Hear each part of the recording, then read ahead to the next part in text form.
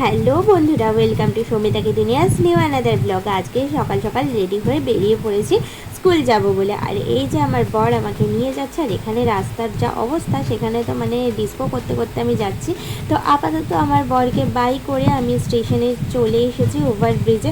আর আজকে না একটা খুব বড় প্রবলেম হয়ে গেছে। প্রবলেম বলবো না, যে ট্রেনটায় উঠেছি সেটা সাতটাগাছি অবধি গেছিলো, তারপরে আবার অন্য ট্রেনে করে হাওড়া গেছি, তারপর স্কুল করে সব কমপ্লিট করে আমি কিন্তু এখন বাড়ি ফেরার পথে রওনা দিয়ে দিয়েছি, যেগুলো তোমাদের সঙ্গে শেয়ার করা হয়নি। তারপরে এই যে দেখো আমি বাসে উঠে পড়েছি বাড়িতে আসবো বলে। তো বাসে করে তারপর ট্রেনে করেও চলে এসেছি। আর এখানে দেখো আজকে কালী পুজো বলে মা কালীকে নিয়ে যাওয়া হচ্ছে। আর কালী ঠাকুরকে দেখতে এত সুন্দর লাগছিল, সেটা আর বলার নয়। তাই ভাবলাম তোমাদের সঙ্গে একটুখানি শেয়ার করি।